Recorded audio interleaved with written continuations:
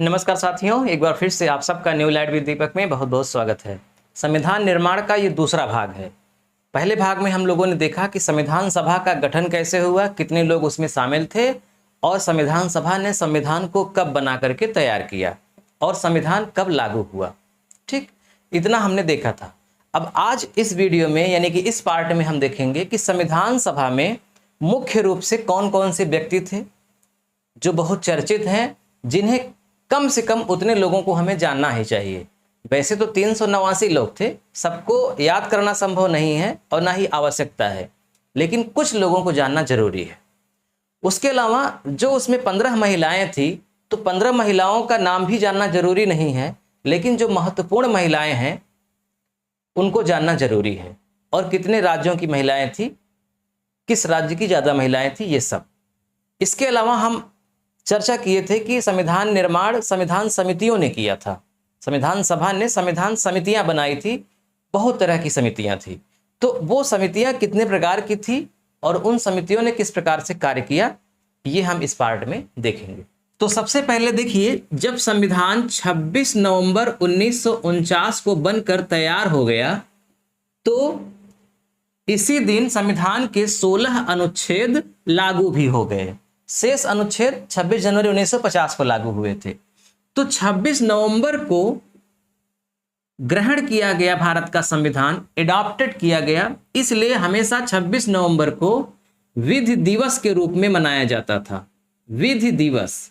लेकिन अब इसी विधि दिवस को संविधान दिवस कहा जाने लगा है, संविधान दिवस। तो चाहे संविधान दिवस कहिए चाहे विधि दिवस कहिए, दोनों की तारीख 26 नवंबर है। 26 जनवरी को क्या मनाया जाएगा? 26 जनवरी को, जैसा आप जानते हैं, गणतंत्र दिवस, रिपब्लिक डे। ठीक है, तो कंफ्यूज मत होइएगा, 26 नवंबर को विधि दिवस या फिर संविधान दिवस। अब देखिए, संविधान में दो प्रकार की समितियां थी, प्रक्रिया संबंधित समितियां और दूसरी प्रकार की समिति थी विषय संबंधित समितियां।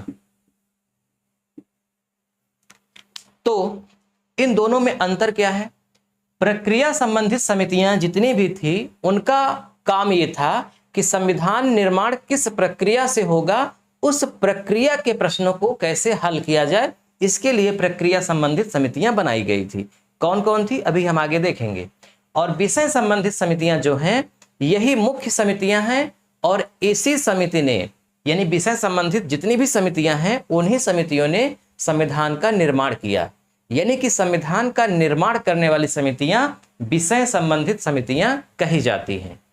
अब मुख्य रूप से प्रक्रिया संबंधित समिति में एक समिति है नियम समिति, नियम समिति। एक समिति है सभा समिति,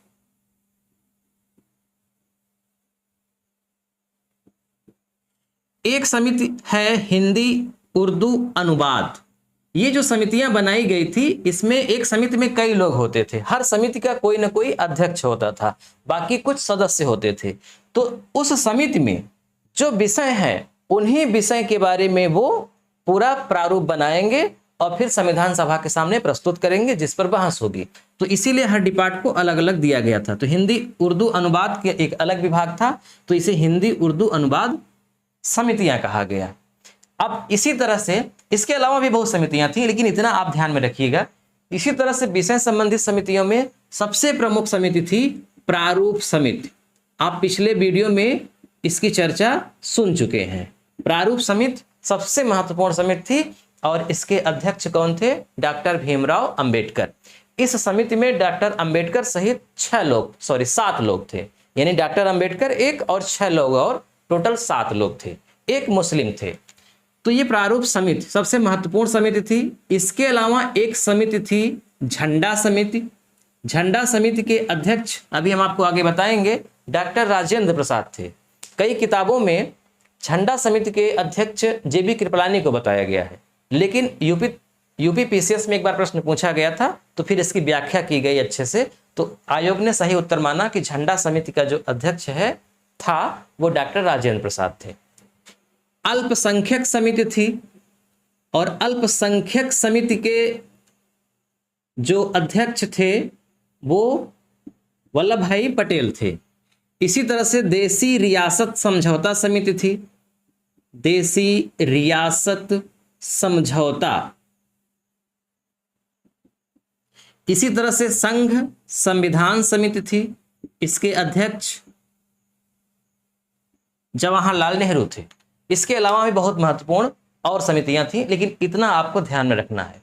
तो अभी समितियों में हमने क्या बताया कि संविधान को निर्माण करने के लिए दो प्रकार की समितियों का निर्माण किया गया था। एक प्रक्रिया संबंधित समिति थी जो प्रक्रिया के प्रश्नों को हल करती थी, संविधान का निर्माण नहीं करती थी, यानी कोई लेखन का कार्य नहीं करती थी। जबकि विषय संबंधित समितियां संविधान निर्मात्री समितियां हैं और सबसे महत्वपूर्ण समिति प्रारूप समिति है। अब हम बात करते हैं संविधान में जो 15 महिलाएं थी वो कौन कौन थी और कितने राज्यों से शामिल हुई थी। तो देखिए हम एक एक करके डिस्कस करते हैं। संविधान सभा में कुल 8 राज्य से महिलाएं शामिल हुई थी। कुल कितनी महिलाएं थी?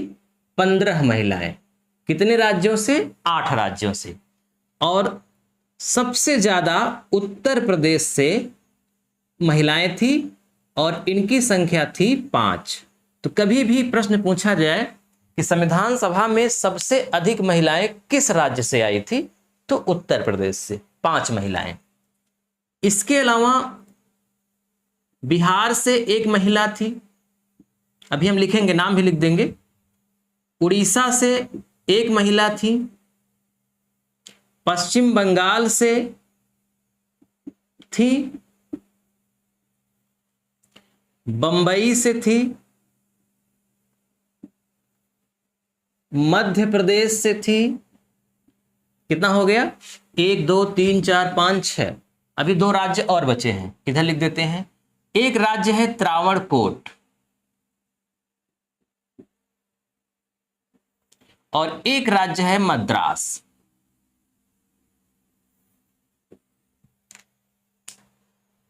तो 8 राज्यों से महिलाएं शामिल थी।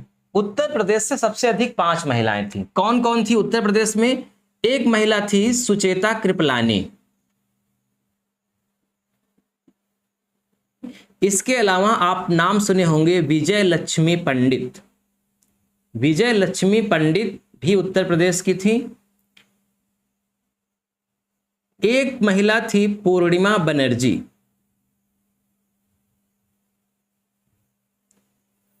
और एक महिला मुस्लिम थी बेगम एयाज या एयाज रसूल। ये 15 महिलाओं में मात्र एक मुस्लिम महिला थी। इसके अलावा एक महिला और थी, कमला चौधरी। तो इन 5 महिलाओं में कम से कम 3 महिलाओं का आपको नाम पता होना चाहिए, सुचेता कृपलानी, विजय लक्ष्मी पंडित और बेगम एयाज रसूल।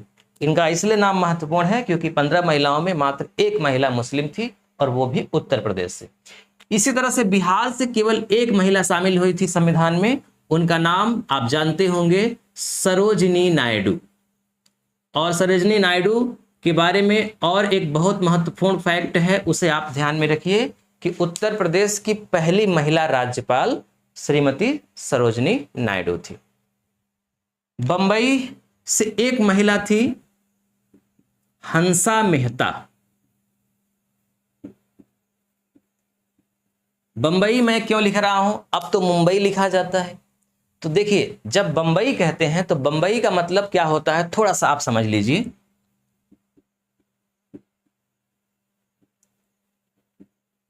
बंबई का मतलब होता है गुजरात और महाराष्ट्र दोनों, गुजरात प्लस महाराष्ट्र। पहले गुजरात और महाराष्ट्र एक ही था। आजादी के बहुत बाद बंबई को 2 भागों में बांटा गया क्योंकि विवाद हो गया था भाषा के आधार पर।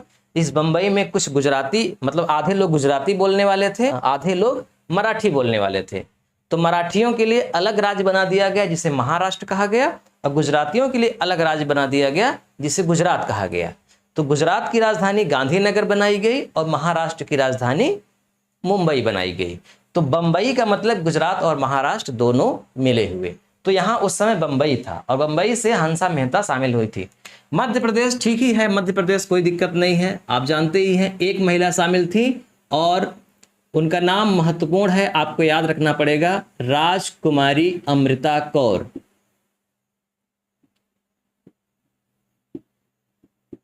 राजकुमारी अमृता कौर।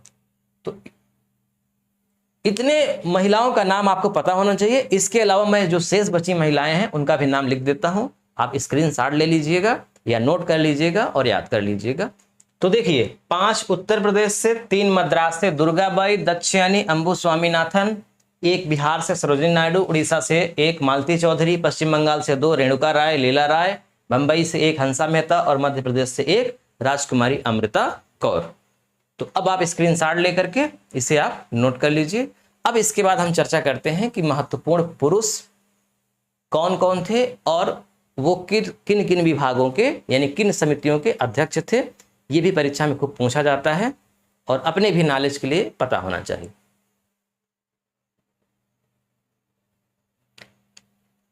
प्रमुख व्यक्तियों में सबसे पहला नाम आता है डॉक्टर भीमराव अंबेडकर। डॉक्टर भीमराव अंबेडकर प्रारूप समिति के अध्यक्ष थे, आप जानते ही हैं। डॉक्टर अंबेडकर का जन्म 14 अप्रैल 1891 में महू में हुआ था। तो मैं एक अलग से वीडियो बनाऊंगा डॉक्टर अंबेडकर पर और उसमें पूरा डॉक्टर अंबेडकर की जीवनी, पूरा राजनीतिक संघर्ष, सामाजिक संघर्ष की मैं विस्तार से चर्चा करूंगा और इनका महत्वपूर्ण योगदान संविधान में क्या है उसको डिटेल में आपको बताऊंगा कि कौन कौन से बिल में इनसे और लोगों से मतभेद था, लास्ट में किसको माना गया, क्या चीज छोड़ी गई, आरक्षण पर इनका क्या विचार था। ये सब डिटेल में जानेंगे जब हम स्पेशल डॉक्टर भीमराव अंबेडकर को पढ़ेंगे, ठीक है। तो डॉक्टर अंबेडकर पहला नाम। उसके बाद दूसरा नाम आता है राजेंद्र प्रसाद, संविधान सभा के अस्थाई अध्यक्ष थे डॉक्टर राजेंद्र प्रसाद।